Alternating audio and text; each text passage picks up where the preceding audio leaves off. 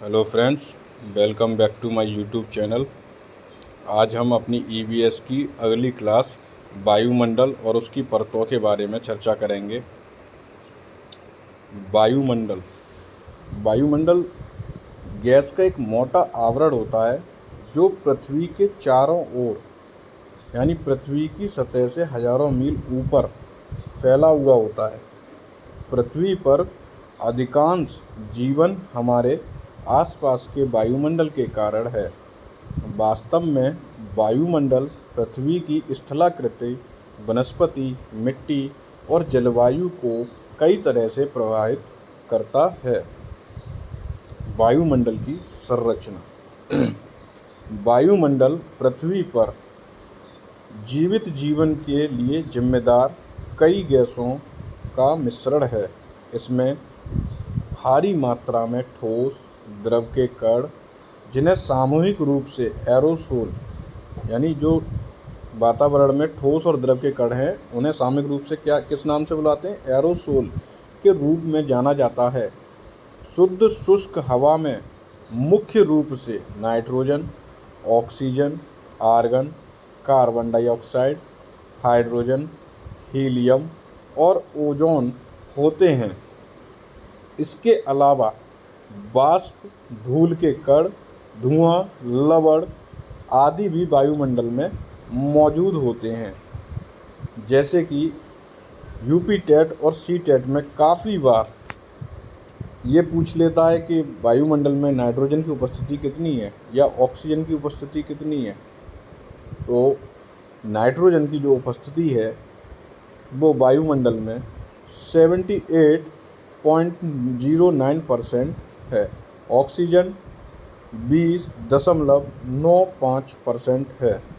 Argon 0.93%। अन्य gas 0.03% यानी CO2 0.03% इसके लगभग। वायुदाब वायुमंडल के जो संघटक हैं ये मुख्य 5 हैं। वायुदाब यानी एयर प्रेशर क्या है? जब वायुमंडल की परतों में ऊपर जाते ही जब हम परतों में लेयर्स में ऊपर की ओर जाते हैं, दाब तेजी से कम होता है। वायु का दबाव आमतौर पर समुद्र स्तर पर सबसे अधिक होता है। जो वायु का जो प्रेशर होता है सबसे अधिक तो समुद्र स्तर पर होता है। जैसे ही हम लेयर्स की तरफ बढ़ते हैं यानी ऊपर की तरफ बढ़ते हैं तो ये क्या होता है, घटना शुरू हो जाता है। जब उच्च तापमान वाले क्षेत्र गर्म हो जाते हैं तो कम दाब वाला क्षेत्र बनाया जाता है। कम दाब बादल वाले आकाश और आर्द्र मौसम में से जुड़ा हुआ न्यूनतम तापमान वाले क्षेत्रों में ठंडी हवा होती है।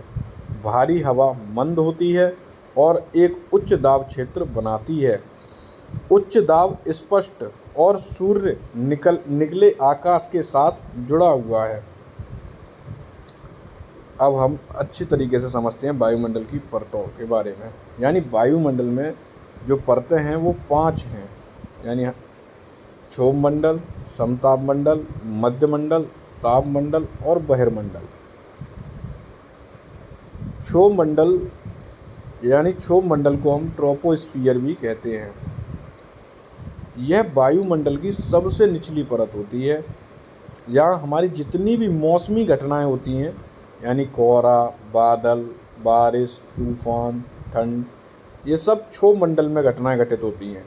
यह ध्रुवों से 8 किलोमीटर की ऊंचाई और भूमध्य रेखा से 18 किलोमीटर तक फैली हुई है। इस परत में ऊंचाई के साथ तापमान लगभग 6.5 डिग्री सेल्सियस प्रति 1000 मीटर की दर से घट जाता है। यानी जैसे जैसे ऊपर बढ़ते जाएंगे टेम्परेचर में गिरावट आती जाएगी। क्षोभमंडल की ऊपरी सीमा को ट्रोपोपोज कहा जाता है जो लगभग 1.5 किलोमीटर की होती है। धूल के कण, जल वाष्प और अन्य अशुद्धियाँ यहीं पाई जाती हैं।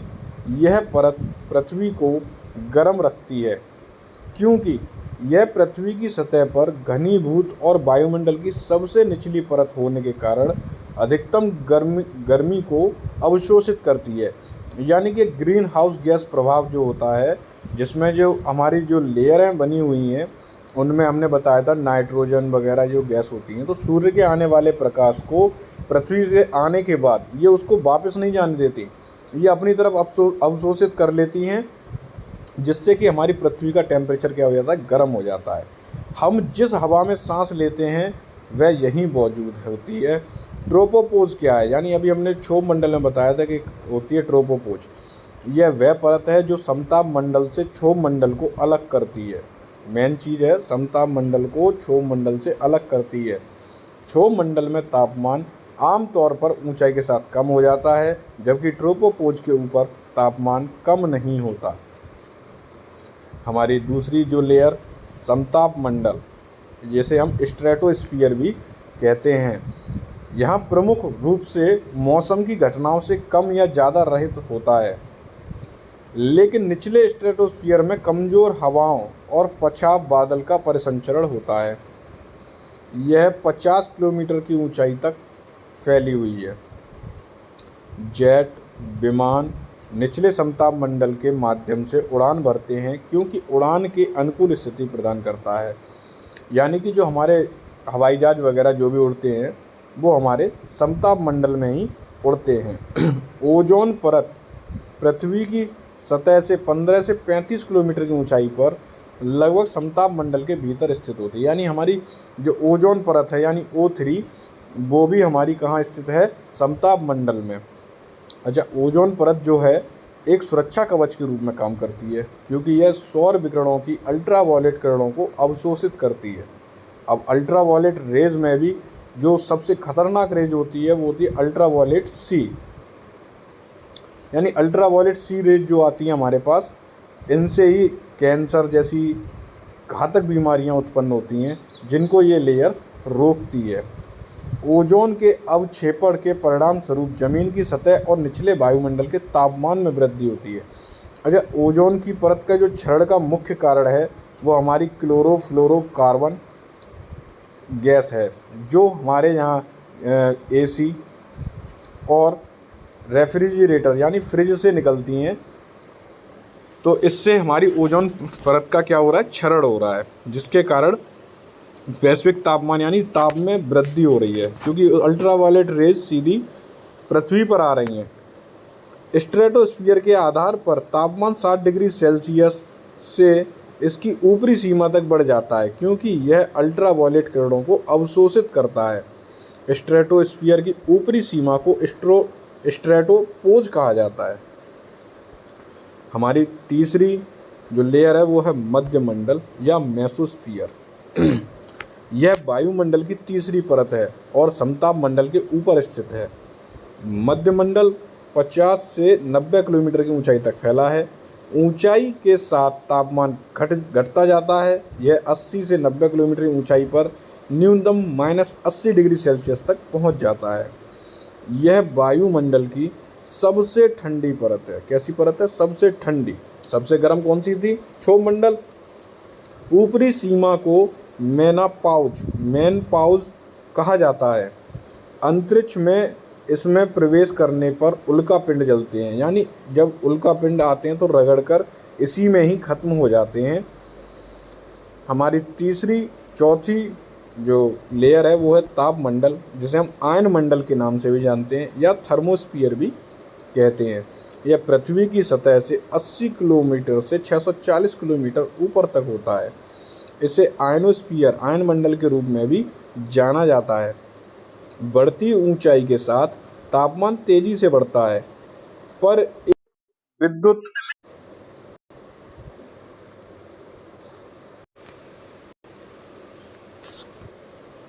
इसे आयनोस्फीयर, आयन मंडल के रूप में भी जाना जाता है। बढ़ती ऊंचाई के साथ तापमान तेजी से बढ़ता है। यह एक विद्युत आवेशित परत है। यह परत सौर विकिरण और उपस्थित रसायनों के संपर्क के कारण उत्पन्न होती है, इसलिए यह सूर्यास्त के समय गायब हो जाती है। यानी तापमंडल यानी आयनमंडल हमारी कैसी है? सूर्यास्त के समय दिखाई नहीं देती। वास्तव में पृथ्वी से प्रसारित रेडियो तरंगें इस परत द्वारा पृथ्वी से वापस परावर्तित होती हैं। यानी हमारे जितने भी होते हैं ना सैटेलाइट वगैरह, वो इसी लेयर के अंदर होते हैं। थर्मोस्फीयर से कई परतें होती हैं, जैसे डी लेयर, ई लेयर, एफ लेयर और जी लेयर। पृथ्वी पर प्रसारित रेडियो तरंगों इन परतों द्वारा पृथ्वी पर वापस परावर्तित होती हैं। इस परत में विद्युत आवेशित वायु होती है जो पृथ्वी को उल्कापिंडों को गिरने से बचाता है, क्योंकि इसमें वह अधिकांशतः जल जाते हैं। हमारी आखिरी लेयर जो है वो बहिर्मंडल को एक्सोस्फीयर भी कहते हैं। यह आयनमंडल के ऊपर फैली वायुमंडल की सबसे ऊपरी परत है। इसका घनत्व बहुत कम होता है और तापमान 5568 डिग्री सेल्सियस हो जाता है। यह परत बाह्य अंतरिक्ष के साथ विलीन हो जाती है। हीलियम और हाइड्रोजन जैसी हल्की गैसें यहाँ से अंतरिक्ष में तैरती हैं। यह थर्मोस्फीयर के ऊपर 10,000 किलोमीटर या 6,200 मील तक फैली हुई है। आशा करता हूँ आप सभी लोगों को मेरा पढ़ाया हुआ सब अच्छा लगा हो, तो मेरे चैनल को लाइक एंड सब्सक्राइब करें।